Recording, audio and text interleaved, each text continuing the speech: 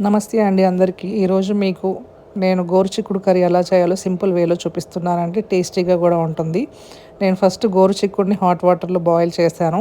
అది ఎలా అంటే బాగా తినేలాగా ఒక 90% వరకు బాయిల్ అయిన తర్వాత వడవార్చేయాలండి. మొత్తం నీరంతా పొయ్యిన తర్వాత పక్కన పెట్టుకొని ఒక ప్యాన్‌లో 4 టేబుల్ స్పూన్స్ ఆఫ్ ఆయిల్ తీసుకోవాలి. 250 గ్రామ్స్ ఆఫ్ మట్టికాయలే తీసుకున్నానండి. మట్టికాయలు ఆర్ గోరుచిక్కుడు తీసుకొని దానికి 4 టేబుల్ స్పూన్స్ ఆఫ్ ఆయిల్ వేసి, ఆయిల్ వేడెక్కిన తర్వాత ఒక బిగ్ ఆనియన్‌ని స్లైసెస్‌గా కట్ చేసి అది కొంచెం పచ్చివాసన పోయే వరకు ఫ్రై చేశాను. తర్వాత ఒక స్మాల్ టమాటోస్ అయితే 2, బిగ్ టమాటో పెద్ద టమాటో అయితే ఒకటి వేసేసి అది కూడా ఫ్రై అవ్వాలండి. తర్వాత ఆనియన్, టమాటో ఫ్రై అయిన తర్వాత గోరుచిక్కుడు వేసానండి బాయిల్డ్‌ది.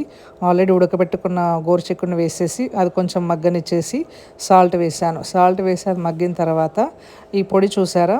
ఇదేంటంటే ఎండుమిర్చి, ధనియాలు, మిరియాలు, పల్లీలు, వెల్లుల్లి. వెల్లుల్లి ఖచ్చితంగా వేయాలండి. అవన్నీ మిక్సీ పొడిగొట్టుకోవాలండి. ధనియాలు ఆప్షన్ అండి. ఎందుకంటే లాస్ట్‌లో గార్నిష్‌కి కొత్తిమీర వేస్తాం కాబట్టి ధనియాలు వేయకపోయినా కూడా పర్లేదు. మనకు కావాలి అంటే డైజెషన్ వాటికి కొంచెం ఒక టేబుల్ స్పూన్ ఆఫ్ ధనియాలన్నీ మిక్సీ కొట్టుకొని పొడి పక్కన పెట్టుకోవాలి. తర్వాత సాల్ట్ వేసిన తర్వాత కొంచెం పసుపు వేసి మూత పెట్టేసి ఆ పచ్చివాసన పోయే వరకు చూసుకోవాలండి. ఆ పసుపు కూడా మొత్తం కలిపింది పచ్చివాసన పోయిన తర్వాత ఆ పొడి వేయాలి. పొడి వేసి మళ్ళీ మూత పెట్టి మగ్గనివ్వాలి. అది బాగా మసాలా అంతా పట్టిన తర్వాత ఆ పల్లి పొడి అంతా మట్టికాయకి మొత్తం పట్టిన తర్వాత కరివేపాకు కట్ చేసేసి వేయాలి. తర్వాత అది కొంచెం మగ్గిన తర్వాత ఈ కొత్తిమీర కూడా కట్ చేసి వేయాలండి. నేను ఈ సిజర్స్ ఓన్లీ కిచెన్‌కి మాత్రం వాడతానండి. పాల ప్యాకెట్లు కట్ చేయడానికి కొత్తిమీర, కరివేపాకు మాత్రము. కిచెన్‌కి అందరూ ఎలాగో పెట్టుకుంటారు కదండీ! అదే సిజర్స్‌తోనే కొత్తిమీర కట్ చేసుకుంటాను. అప్పుడు ఫైన్‌లీ చాప్డ్‌గా వస్తుందనేసి. అప్పుడు మూత పెట్టేసి బాగా మగ్గనివ్వాలండి. ఎంతసేపు అంటే ఇలా ఆయిల్ అంతా ఊజ్ ఔట్ అవ్వాలండి. అంతవరకు బాగా మగ్గనిచ్చిన తర్వాత ఆ పొడి ఇదంతా దానికి పట్టాలి. నీళ్ళంతా ఎవాపరేట్ అయిపోయి ఆవిరైపోయే వరకు మగ్గనిస్తే అప్పుడు టేస్ట్ బాగా ఉంటుంది.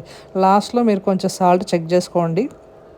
సాల్ట్ ఎక్కువ తక్కువగా అనిపిస్తే కొంచెం సాల్ట్ యాడ్ చేసుకోవచ్చు. సాల్ట్ ఎక్కువైతే కొంచెం లెమన్ జ్యూస్ అలా పిండుకుంటే సరిపోతుందండి. కొంతమంది కావాలంటే పెరుగు కూడా వేసుకుంటారు సాల్ట్ తక్కువ అవ్వడానికి, ఎక్కువ సాల్ట్ పడితే. ఇలాగ ఫైనల్‌గా టేస్టీగా ఉంటుందండి. ఇలా గోరుచిక్కుడు కర్రీ. ఇది రైస్‌లోకి తినొచ్చు, చపాతీలో కూడా చాలా బావుంటుంది. మీ అందరికీ ఈ ఛానల్ నచ్చితే నాకు లైక్, షేర్ కొట్టండి నా ఛానల్‌కి. థ్యాంక్ యూ అండి.